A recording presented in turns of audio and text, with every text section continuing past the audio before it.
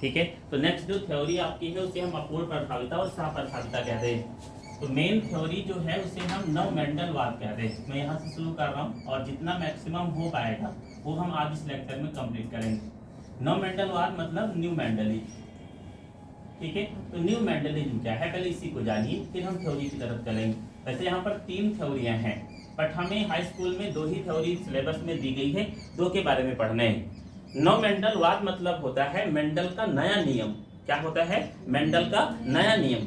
यानी हम लोगों ने पिछले लेक्चर में क्लियर किया था कि मेंडल ने आनुवंशिकी के लिए 3 नियम प्रतिपादित किए। इसमें पहला नियम प्रभाविता का नियम था, दूसरा नियम था पृथक्करण का नियम और तीसरा नियम था स्वतंत्र अभिवन का नियम, जो अच्छे से आपको क्लियर हो चुका है।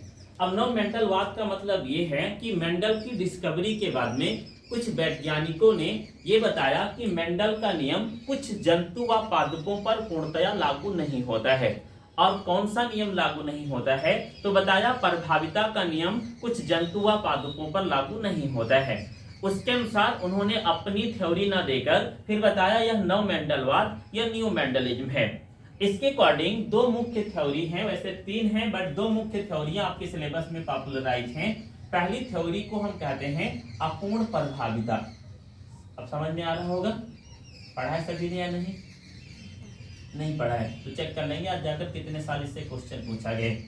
पहली थ्योरी है अपूर्ण प्रभाविता और दूसरी थ्योरी है सहप्रभाविता। ये 2 मुख्य थ्योरी है, ठीक है, जिनके बारे में हम डिस्कस करने जा रहे हैं। अपूर्ण प्रभाविता को हम कहते हैं इनकम्प्लीट डोमिनेंस। क्या कहते हैं? Incomplete dominance.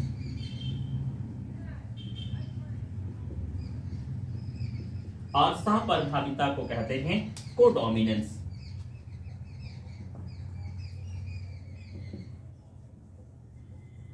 अगर हमें अपूर्ण प्रभाविता और सहप्रभाविता समझना है तो इसके पहले प्रभाविता का ज्ञान होना चाहिए कि प्रभाविता क्या था, तब हम इन 2 थ्योरियों को समझ पाएंगे। अब हम पहले की शुरुआत करते हैं।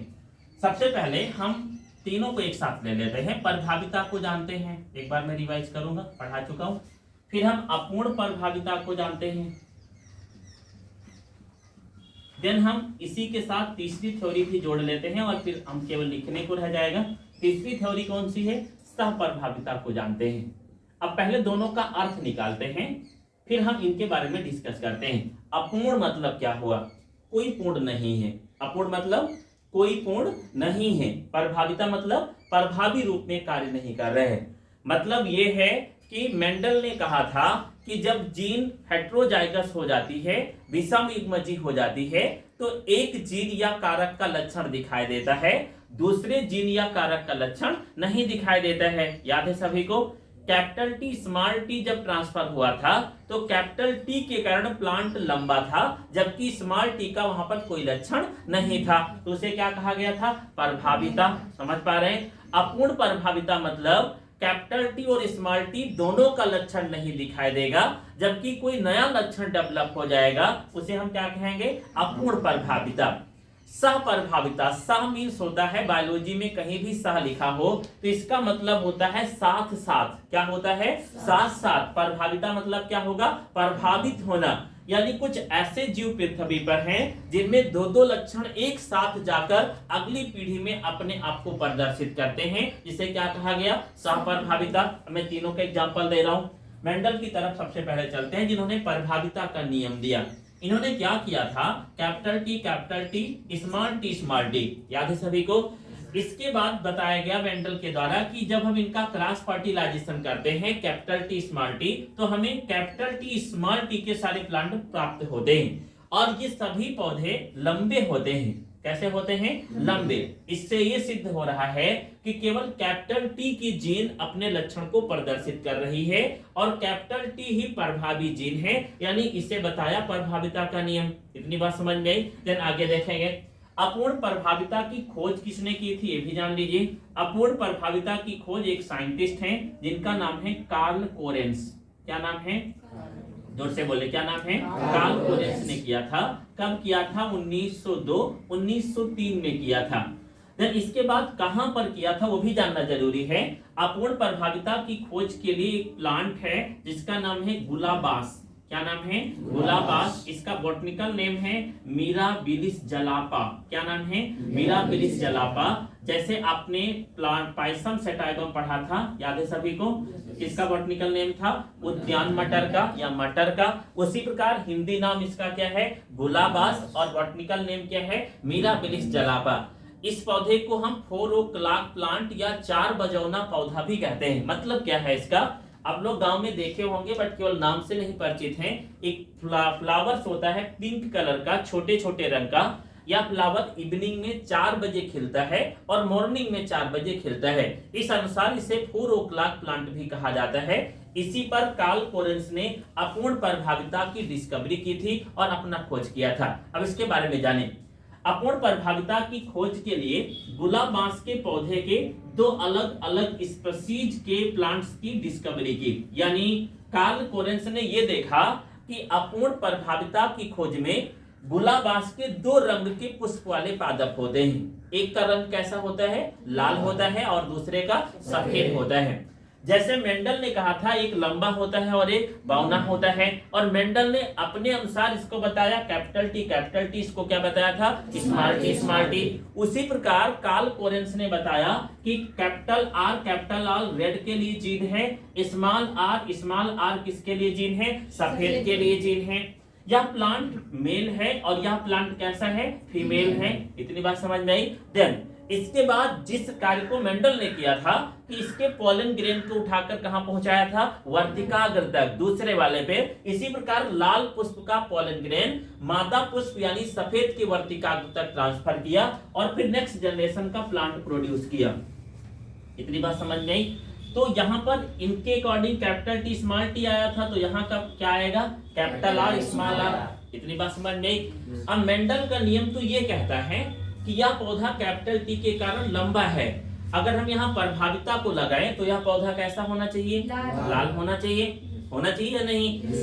अगर हम देखें तो ये बताया, ठीक है, कार्ल कोरेंस ने कि यह पौधा ना तो लाल होगा ना तो सफेद होगा, परंतु इस पौधे का पुष्प गुलाबी हो गया।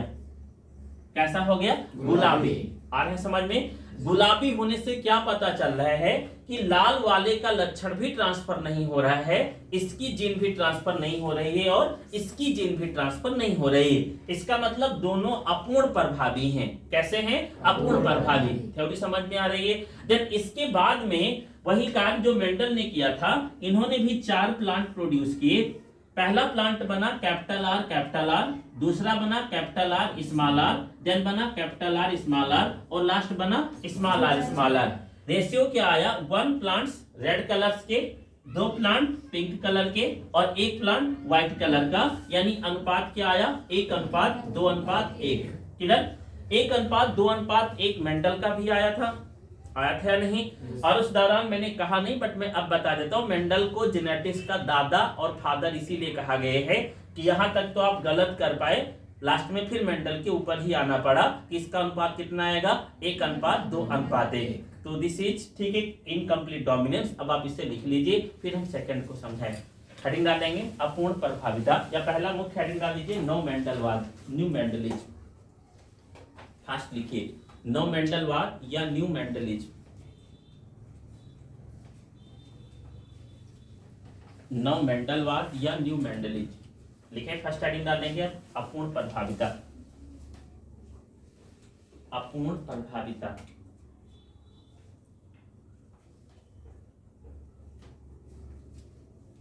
लिखे डैश करके।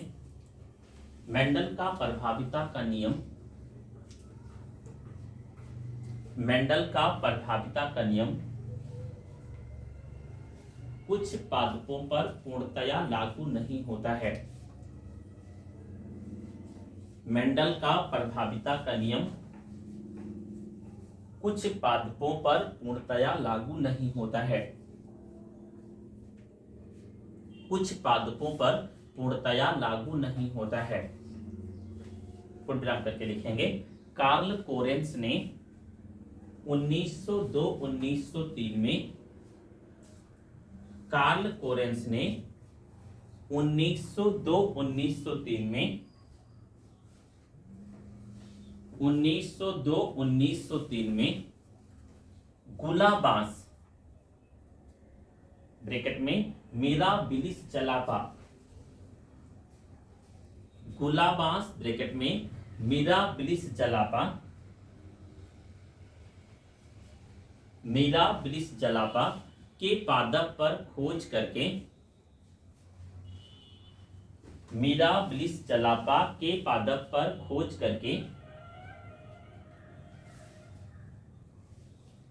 करके, सिद्ध किया कि मेंडल का प्रभाविता का नियम,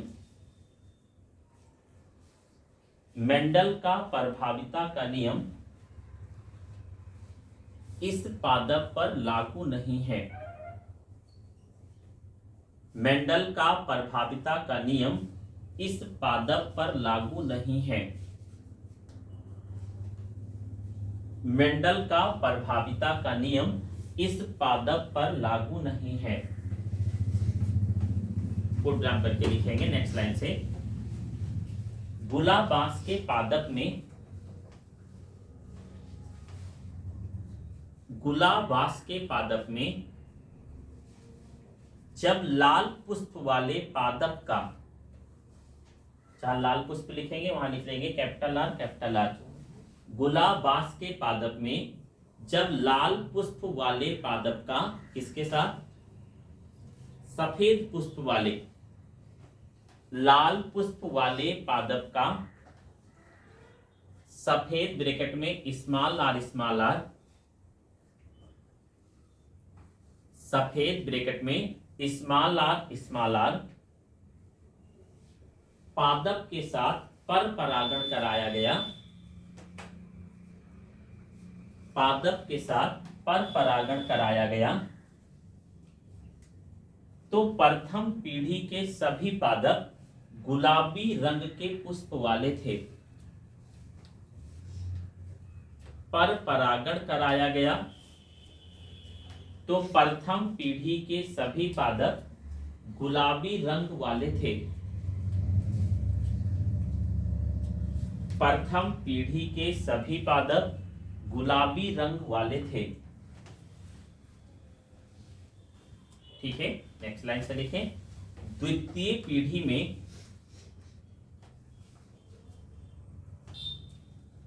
द्वितीय पीढ़ी में एक पादप लाल ब्रैकेट में कैपिटल आर, एक पादप लाल ब्रैकेट में कैपिटल आर, दो पादप गुलाबी ब्रैकेट में कैपिटल आर स्मॉल आर, जबकि एक पादप सफेद ब्रैकेट में स्मॉल आर स्मॉल वार वाला था। जबकि एक पादप सफेद स्मॉल आर वाला था।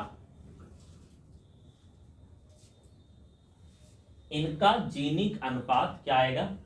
1:2:1। इनका जीनिक अनुपात 1:2:1 था। 1:2:1 था। अपूर्ण प्रभाविता सबको समझ में आ गई? ठीक है, अगर आ गया तो थ्योरी आपने लिख ली, इसे लिखने की कोई आवश्यकता नहीं है।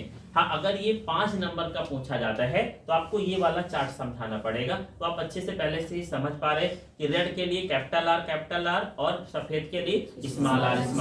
Then the cross fertilisation and produce the F1 generation, all plants is pink colour, and the transfer to F2 generation, one plant is the complete red colors, 2 plants is the pink colors, and 1 plant is the complete white colors. The genetic ratio of these plants is the 1:2:1। Clear? तो याद रखना है।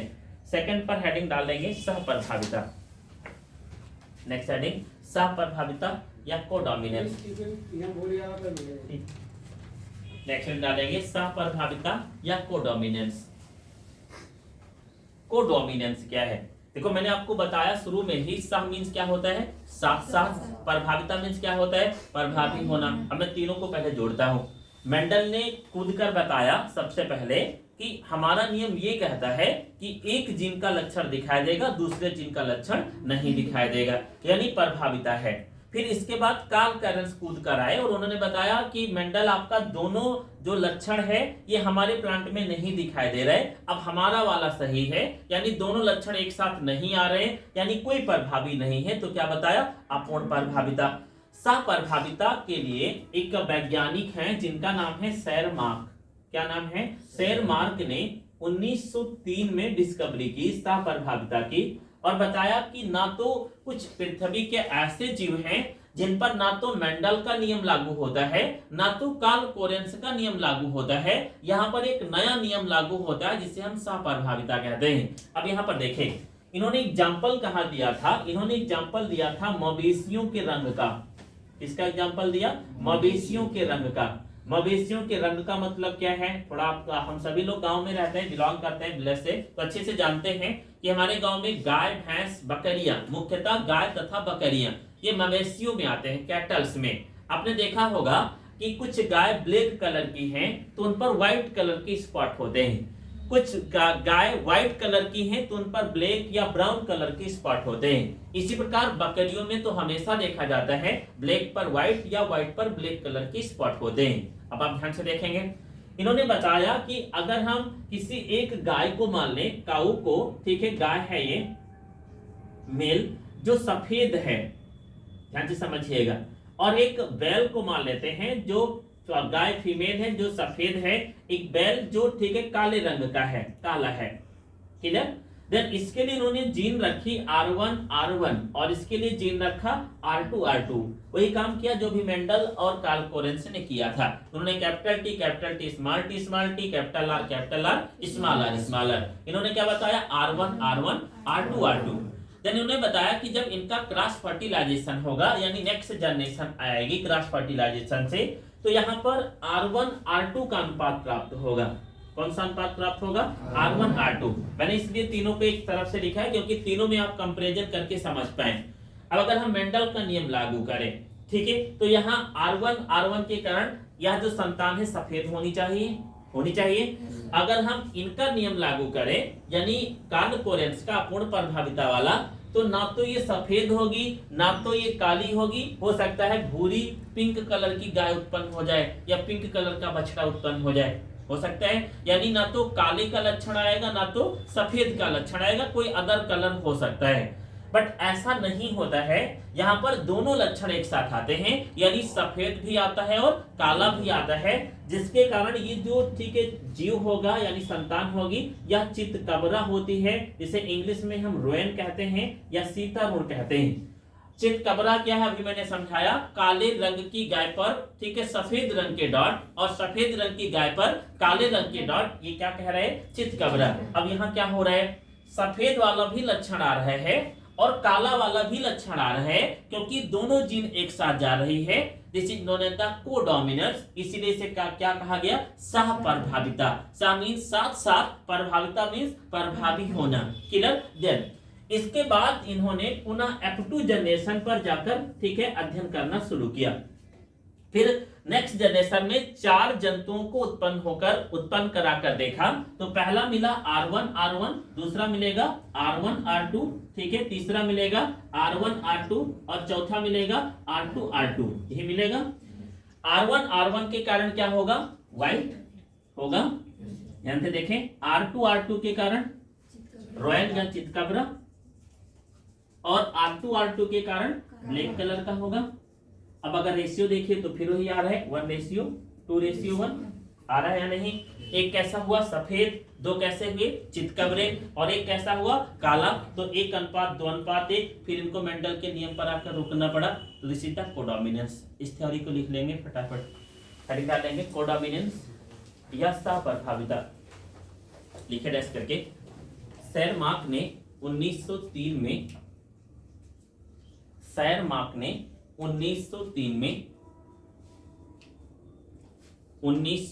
में मवेशियों के रंग की खोज की। 1903 में मवेशियों के रंग की खोज की। मवेशियों के रंग की खोज की जहां पर प्रभाविता का नियम लागू नहीं होता है। जहां पर प्रभाविता का नियम लागू नहीं होता है। जहां पर प्रभाविता का नियम लागू नहीं होता है, लाइन छोड़कर लिखेंगे शेरमार्क के अनुसार, शेरमार्क के अनुसार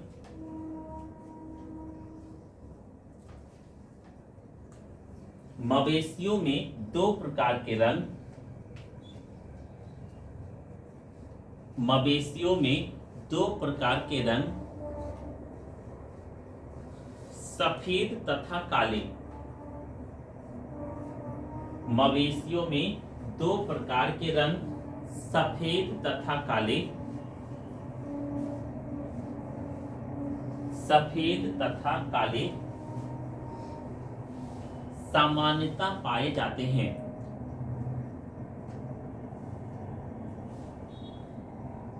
उदाहरण करके लिखें, जब इन मवेशियों में निषेचन होता है, जब इन मवेशियों में निषेचन होता है,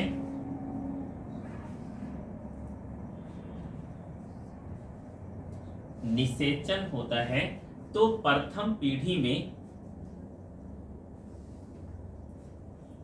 निषेचन होता है तो प्रथम पीढ़ी में लाल सॉरी सफेद तथा काले दोनों रंग के लक्षण दिखाई देते हैं। प्रथम पीढ़ी में सफेद तथा काले दोनों रंग के लक्षण दिखाई देते हैं, जिसके कारण मवेशी का रंग चितकबरा होता है।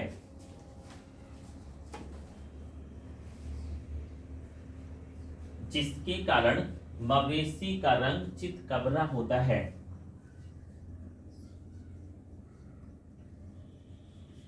विराम करके लिखेंगे, द्वितीय पीढ़ी में 1:2:1 का अनुपात प्राप्त होता है।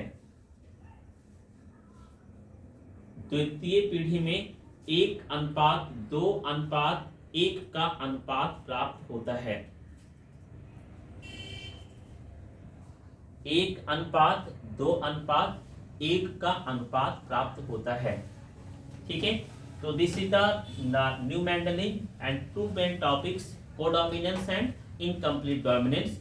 और मुझे ऐसा लग रहा है कि आपको पूरा समझ में आ गया होगा अच्छे से, और मैंने शॉर्ट लैंग्वेज में ही लिखा है। अभी इसका कोई भी एग्जाम्पल या ऐसे प्रोसेस में नहीं लिखा है, क्योंकि हमें समय को भी ध्यान रखना है कि हमारे पास समय कम है बट तैयारी पूरी होनी चाहिए। देन इसके बाद में अब आपने मेंडल का पूरा नियम और 9 मेंडल वार पढ़ लिए। देन इस टॉपिक का, इस चैप्टर का नेक्स्ट सेगमेंट स्टार्ट होता है सेक्स डिटर्मिनेशन या लिंग निर्धारण। और सेक्स डिटर्मिनेशन इन ह्यूमन ये बोर्ड एग्जाम का सबसे पॉपुलर क्वेश्चन है जो 9 साल बोर्ड एग्जाम में पूछा गया है। तो हेडिंग डाल दीजिए लिंग निर्धारण। नेक्स्ट हेडिंग लिंग निर्धारण। एक बहुत बड़ी प्रॉब्लम क्रिएट होती है। पहले तो ज्यादातर मैं जहां जाता हूं, जहां भी मुझे एक समय मिल जाए, प्रयास करके, जैसे नंदबाबू सर से मैंने बहुत दिन पहले कहा था कि मेरी 3-4 क्लास आप बच्चों को दे दीजिए। लाइक मुझे आपसे पैसे की जरूरत तब पड़ेगी जब आप कंटिन्यू जुड़ना चाहें। अब ये 3-4 क्लास के लिए आपको कोई पैसा नहीं पे करना है, बट हो सकता है ये 3-4 क्लास ही आपके जीवन में बायोलॉजी के प्रति इंटरेस्ट डेवलप करा दे, या हो सकता है कि ये आपको 25 नंबर दिलवा दे बोर्ड एग्जाम में। तो उसकी महत्व को मैं समझ पा रहा हूँ। जैसे अभी मान लो नंदबाबू सर ने व्यवस्था की, एक संडे को मैंने पढ़ाया और कल आपसे कहा कि आप 5:30 बजे आ जाइएगा। तो मैं तो जानता हूँ कि मैं कितना बिजी हूँ, मैं कैसा समय आपको निकाल पा रहा हूँ। मैं 7 बजे से पढ़ा रहा हूँ और 7 बजने वाला होगा, 6:30 तक अगर पढ़ा देता हूँ तो 12 घंटा हो गया। आधा घंटा आने जाने का छोड़ दे और लंच का छोड़ दे, तो उसमें से जो समय आपको निकाल कर दिया जाए उसमें भी 3 लड़कियां आ गई हैं और 3-4 लोग पीछे से आ गए हैं। 3-4 तो डीपी के ही हैं शायद। ठीक है, इसमें 3 लोग हैं डीपी के, डीपी वाले भी गायब हो गए। तो आपको ठीक है इन समय की वैल्यू को समझना पड़ेगा। तो समय की वैल्यू का मतलब क्या है, देखिए 16 दिन बचा है बोर्ड एग्जाम में, तो चाहे तो आप 16, सबका घर ऐसा कोई नहीं है कि अभी कल्पना करो 5:30 बजे मैंने कहा है, रात 8:30 बजे कह दिया जाए और कोई मनोरंजन का प्लेस हो, तो आप चाहे ठंडा बर्फ गिर रही हो, अब पहुंच जाएंगे वहां पर, तो पढ़ने नहीं आएंगे, क्योंकि अभी पता नहीं रात में आए और कहीं परमाणु बम गिर जाए रास्ते में और अब घटित हो जाए, कहाँ जिंदा बचेंगे ना, ये थोड़ा समझना पड़ेगा। हेडिंग डाल दिया लिंग निर्धारण, सेक्स डिटर्मिनेशन।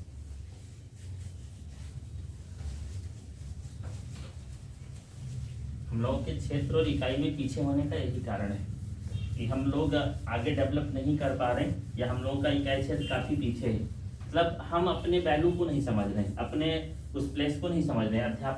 अध्यापक जो पढ़ा रहे हैं उसको तो लग रहा है कि ये पैसे के लिए मरा जा रहा है, कितना मेहनत कर रहा है पैसे के लिए। तो पैसा अलग विषय है, पैसा जो कार्य करेगा उसको मिलेगा ही मिलेगा, बट उसके अलावा आप अपनी वैल्यू को समझें, समय का उपयोग करें। हरनाले लिंग निर्धारण पर आ जाते हैं। सेक्स डिटर्मिनेशन क्या है? सबसे पहले तो यही जानते हैं कि लिंग निर्धारण या सेक्स डिटर्मिनेशन किसे कहते हैं।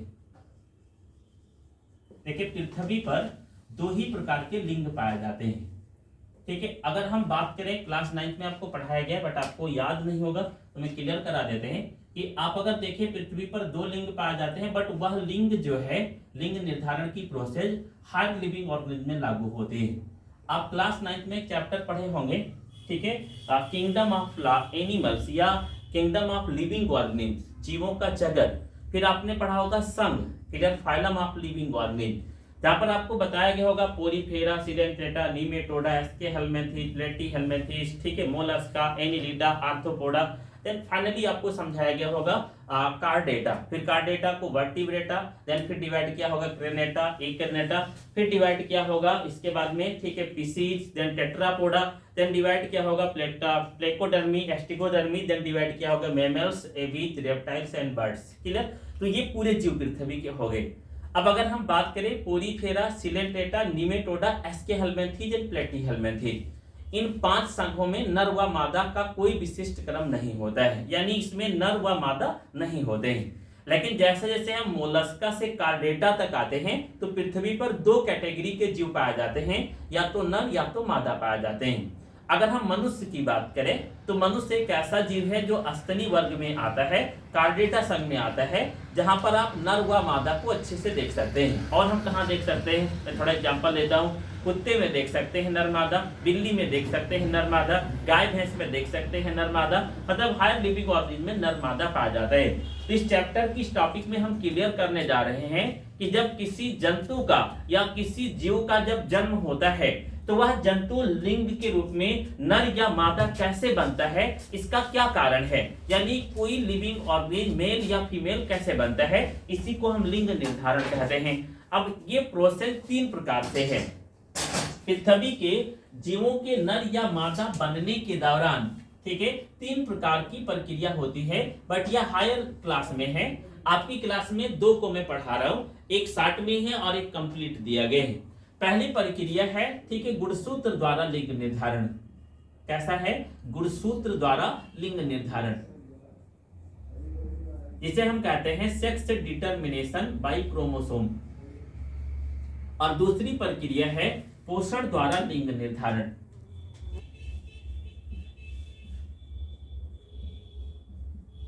जिसे कहते हैं सेक्स डिटर्मिनेशन बाय न्यूट्रिशन।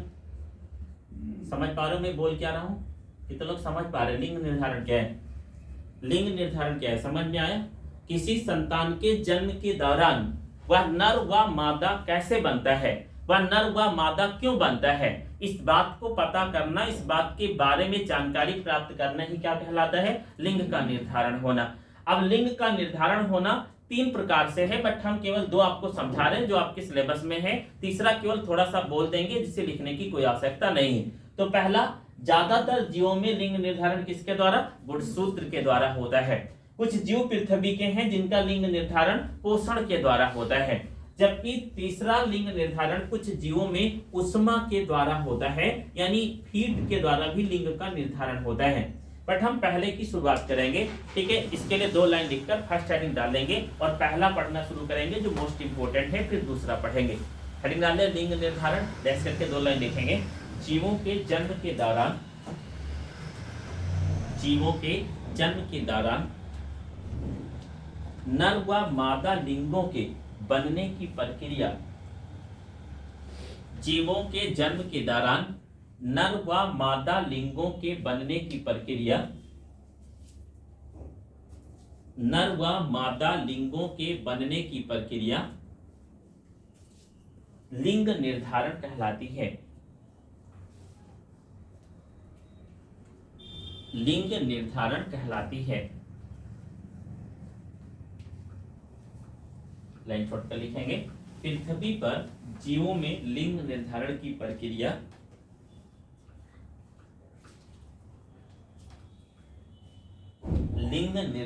प्रक्रिया मुख्य रूप से 3 प्रकार से होती है। मुख्य रूप से 3 प्रकार से होती है। मुख्य रूप से 3 प्रकार से होती है। डैश करके तीनों को लिख लेंगे, फिर फर्स्ट हेडिंग डाल देंगे। पहली हेडिंग का लिखे नंबर 1, गुणसूत्र द्वारा लिंग निर्धारण। गुणसूत्र द्वारा लिंग निर्धारण।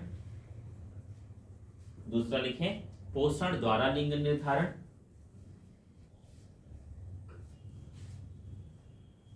तीसरा लिखेंगे ऊष्मा द्वारा लिंग निर्धारण। पोषण द्वारा लिंग निर्धारण, तीसरा लिखेंगे ऊष्मा द्वारा लिंग निर्धारण।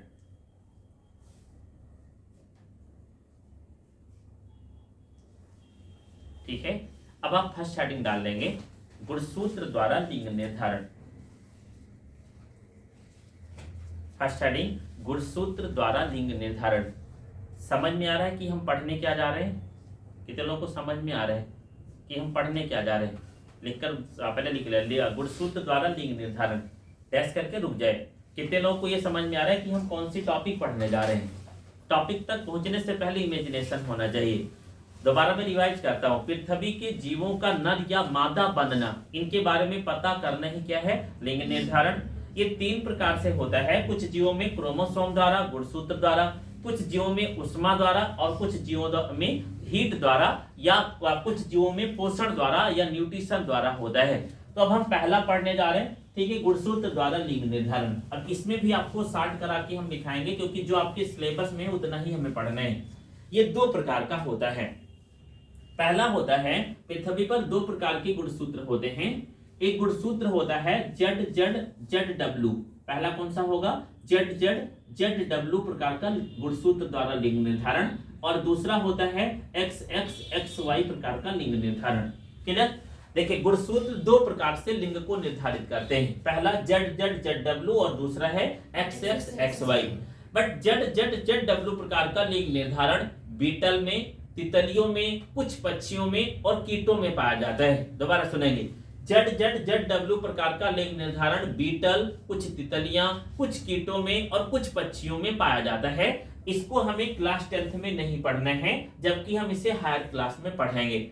इधर आते हैं, XXXY प्रकार का लिंग निर्धारण हमें पढ़ना है, जो मनुष्य में पाया जाता है। किसमें पाया जाता है? मनुष्य में। तो गुणसूत्रों द्वारा लिंग निर्धारण के लिए एक लाइन लिखें और फिर हेडिंग डालेंगे, तब हम मेन टॉपिक पर पहुंचेंगे। लिखें, गुणसूत्रों द्वारा लिंग निर्धारण मुख्यतः 2 प्रकार का होता है।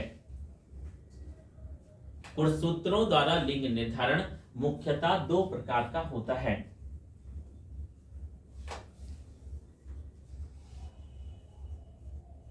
ये हेडिंग ही कर लीजिए, एक लाइन केवल लिखा दे रहे हैं। ZZZW प्रकार का लिंग निर्धारण।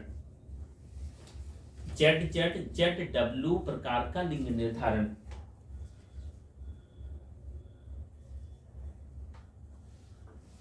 एक लाइन लिखें इसके लिए, इस प्रकार का लिंग निर्धारण कीटों, तितलियों, बीटलों, इस प्रकार का लिंग निर्धारण कीटों, तितलियों, बीटलों व कुछ पक्षियों में पाया जाता है। कीटों, तितलियों, बीटलों व कुछ पक्षियों में पाया जाता है।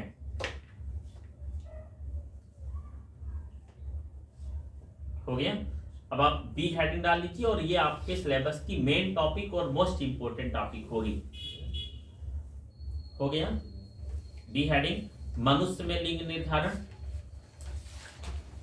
बी हेडिंग, मनुष्य में लिंग निर्धारण, या आप लिख करके लिखें एक्स एक्स एक्स वाई गुणसूत्र द्वारा लिंग निर्धारण, मनुष्य में लिंग निर्धारण या एक्स एक्स एक्स वाई गुणसूत्र द्वारा लिंग निर्धारण, एक्स एक्स एक्स वाई गुणसूत्र द्वारा लिंग निर्धारण। ठीक है, यानी अब हम मेन टॉपिक जो पढ़ने जा रहे हैं वह है मनुष्य में लिंग निर्धारण। मतलब तो ये है कि मनुष्य में कोई संतान लड़की या लड़का क्यों बनती है, इसी के बारे में हमें जानकारी लेना है, पता करना है कि जब किसी संतान का जन्म होता है तो वह नर या मादा कैसे बन जाता है। तो पहले हमें कुछ चीजों को जानना पड़ेगा। मनुष्य में कंप्लीट गुणसूत्र की संख्या 23 जोड़ी होती है। कितनी होती है? 23 जोड़ी। अगर हम कंप्लीट संख्या की बात करें तो यह हो जाएगी 46। कितनी होती है? 46। याद रखेंगे, मनुष्य में टोटल क्रोमोसोम का नंबर 23 पेयर्स यानी 23 जोड़ी और टोटल 46 होता है। इन गुणसूत्रों को दो श्रेणी में बांटा जाता है। पहले गुणसूत्र को हम ऑटोसोम कहते हैं। क्या कहते हैं? ऑटोसोम, या हिंदी में कहते हैं दैहिक गुणसूत्र। क्या कहते हैं? ऑटोसोम या दैहिक गुणसूत्र। कान खोलकर सुनिएगा। जबकि दूसरे गुणसूत्र को हम एलोसोम कहते हैं या हिंदी में कहते हैं लिंग गुणसूत्र।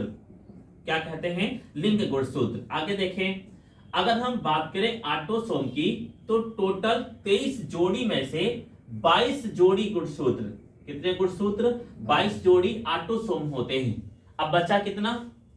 23 में से एक जोड़ी। कितना बचेगा? एक जोड़ी गुणसूत्र। ये क्या कहलाएगा? लिंग गुणसूत्र होता है। इतनी बात समझ में आ रही है? कितने लोग को समझ में आ रहे हैं? टोटल नंबर ऑफ क्रोमोसोम कितने होंगे? 23 पेयर्स, जिन्हें हम क्या कहेंगे? नंबर ऑफ क्रोमोसोम 46 होता है, जिसको दो श्रेणी में बांटा गया है। पहले को हम क्या कहते हैं? ऑटोसोम, जिसे दैहिक गुणसूत्र कितना होगा? 22 जोड़ी। देन दूसरा कौन सा होगा? एलोसोम, जिसे क्या कहेंगे? लिंग गुणसूत्र। कितना जोड़ी होगा? एक जोड़ी। अब ये भी दो प्रकार का हो जाता है। नर में अलग प्रकार का पाया जाता है और मादा में अलग प्रकार का पाया जाता है। आ रहा है समझ में? 22 जोड़ी नर व मादा में एक समान होंगे, जबकि एक जोड़ी जो एलोसोम है यह नर में अलग होगा और मादा में अलग होगा। नर में पाया जाता है XY और मादा में पाया जाता है XX। क्लियर? अब यहां पर देखें, मान लेते हैं कि ये नर है और नर के शरीर में आपने एक चैप्टर पढ़ा होगा, जीव जनन कैसे करते हैं। इसमें पढ़ाया गया होगा कि नर के शरीर में, नर जनन तंत्र में शुक्राणु बनते हैं। क्या बनते हैं? शुक्राणु। मादा के शरीर में, मादा जनन तंत्र में क्या बनते हैं? अंडाणु बनते हैं। तो नर के शरीर में जो स्पर्म बनेगा, इस स्पर्म में, ठीक है, मान लेते हैं दो कंडीशन है, इनमें दो ही गुणसूत्र आ सकते हैं। XY आता एक ही, बट दोनों को साथ में लेकर समझेंगे। मादा के शरीर में ओवरी के अंदर ओवा बनता है, अंडाणु बनते हैं, और अंडाणु में यानी ओवा में मुख्य रूप से दो गुणसूत्र हैं। कौन कौन से? XX। इतनी बात समझ में आई? आगे देखेंगे, नर व मादा के स्पर्म और ओवा मिल रहे हैं, यानी फर्टिलाइजेशन हो रहा है। अब इधर से ये X क्रोमोसोम ट्रांसफर हो रहा है और इधर से कौन सा ट्रांसफर हो रहा है? X क्रोमोसोम ट्रांसफर हो रहा है। देन क्या बनेगा? XX बनेगा। इधर से Y क्रोमोसोम ट्रांसफर हो रहा है और इधर से X क्रोमोसोम ट्रांसफर हो रहा है। क्या बनेगा? XY बनेगा। जब XX ट्रांसफर होगा तो वह जो चाइल्ड होगा वो क्या बनेगी? फीमेल होगी। और जब XY ट्रांसफर होगा तो वह चाइल्ड क्या बनेगा? मेल बनेगा। This is the sex determination in human. आ रहा है समझ में? अब इसकी ध्यान से कहानी सुनेंगे। नर व मादा में दो अलग अलग प्रकार के गुणसूत्र होते हैं।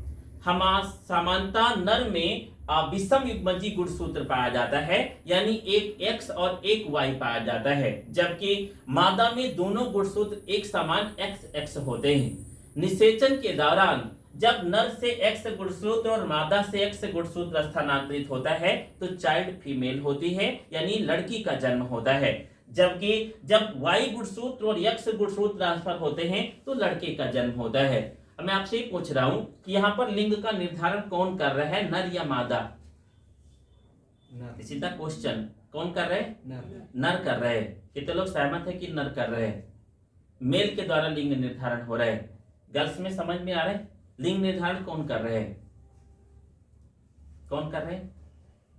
नर या मादा? समझ में आया होगा तो आ जाएगा तुरंत। कौन कर रहा है, नर या मादा? इधर से दो लोगों ने बताया नर, और लोग क्या बता रहे, नर कर रहा है या मादा? नर के साथ कितने लोग हैं कि नर लिंग निर्धारण कर रहे हैं? हाथ ऊपर करें। 3 लोग हैं। अवनीश धर, नर या मादा? मादा। मादा कर रहे हैं।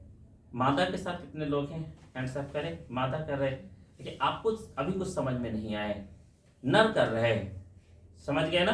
फॉर द बेस्ट एग्जाम्पल, देखिए आप मेरी तरफ देखें। First of all this is the same chromosome, this is the 1 chromosome and this is the 1 chromosome.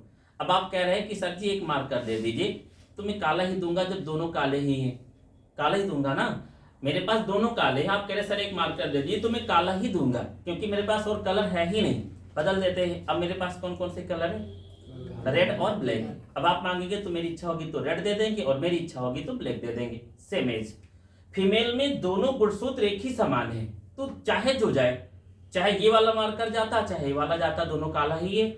इसमें दोनों गुणसूत्र एक समान है, तो चाहे ये ट्रांसफर हो चाहे ये, वो जाना तो एक ही प्रकार है। अब अगर नर से ये वाला जाएगा तो लड़का बनेगा कि ना, संतान कौन सी होगी, लड़का। और ये वाला जाएगा तो लड़की होगी। तो कौन कर रहे हैं हम, नर कर रहे हैं ना। मादा में कोई भी ऐसा सिस्टम नहीं है लिंग निर्धारण का। This is the sex determination in human. इसे थ्योरी में लिख लेना है, फटाफट लिख डालिए, लिखे डैश करके। मनुष्य में 23 जोड़ी गुणसूत्र, मनुष्य में 23 जोड़ी गुणसूत्र कोशिका में उपस्थित होते हैं। 23 जोड़ी गुणसूत्र कोशिका में उपस्थित होते हैं, जिन्हें निम्नलिखित 2 श्रेणी में बांटा गया है, जिन्हें निम्नलिखित 2 श्रेणी में बांटा गया है। 2 श्रेणी में बांटा गया है। ए नंबर करें, हेडिंग डैश करके लिखिए। ए नंबर ऑटोसोम या दैहिक गुणसूत्र। ए नंबर ऑटोसोम या दैहिक गुणसूत्र, थोड़ा फास्ट लिखिए। ऑटोसोम या दैहिक गुणसूत्र लिखिए। मनुष्य में 22 जोड़ी गुणसूत्र दैहिक गुणसूत्र कहलाते हैं। मनुष्य में 22 जोड़ी गुणसूत्र दैहिक गुणसूत्र कहलाते हैं। ये जनन की क्रिया में भाग नहीं लेते हैं। दैहिक गुणसूत्र कहलाते हैं, ये जनन की क्रिया में भाग नहीं लेते हैं। नेक्स्ट लिखें बी हेडिंग, लिंग गुणसूत्र लिखे डैश करके। मनुष्य में 1 जोड़ी लिंग गुणसूत्र पाए जाते हैं। मनुष्य में 1 जोड़ी लिंग गुणसूत्र पाए जाते हैं। 1 जोड़ी लिंग गुणसूत्र पाए जाते हैं जो जनन की क्रिया में भाग लेते हैं।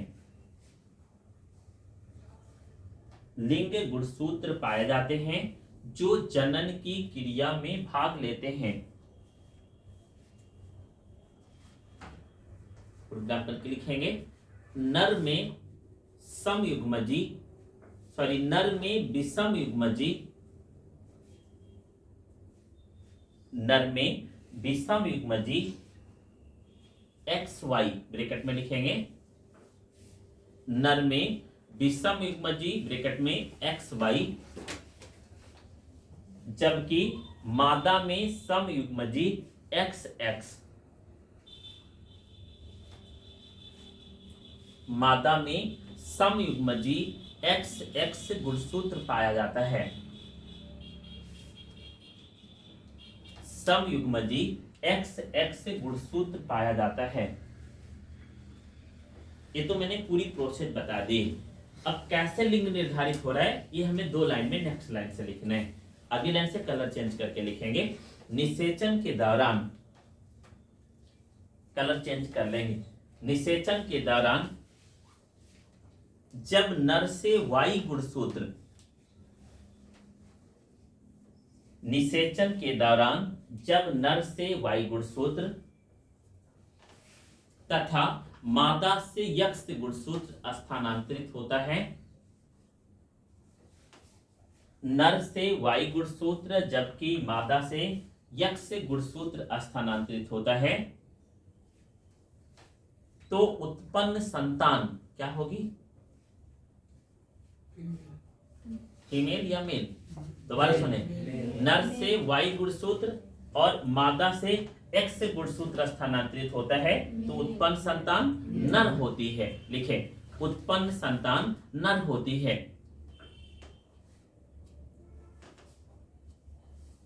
हो गया। जबकि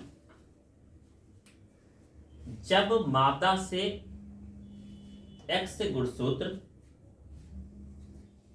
मादा से यक्ष गुणसूत्र और नर से भी यक्ष गुणसूत्र स्थानांतरित होता है, तो उत्पन्न संतान क्या होगी? मादा होती है। उत्पन्न संतान मादा होती है। ठीक है। This is the sex determination in human और the sex determination by XXXY chromosome. सबको समझ में आ गया होगा।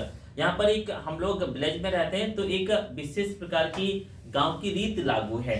मैंने देखा है स्टडी करके, किसी के घर में अगर 3-4 चाइल्ड ठीक है लड़कियों के रूप में जन्म ले ले, तो इसके लिए सबसे ज्यादा माँ प्रताड़ित की जाती है, बट उसमें माँ का कोई रोल है ही नहीं। ये कार्य कौन कर रहे हैं? मेल कर रहे हैं। तो जो लोग ऐसा कार्य कर रहे हो उनको पहले बैठाकर बायोलॉजी पढ़ाना चाहिए, फिर उसके बाद समझाना चाहिए कि इसमें मेल का रोल है, फीमेल का कोई रोल नहीं है। देन उदाहरण करने के बाद यहाँ से यहाँ तक आप लिख लेंगे, ये ऊपर वाला नहीं लिखेंगे। जल्दी कर, फटाफट लिखिए।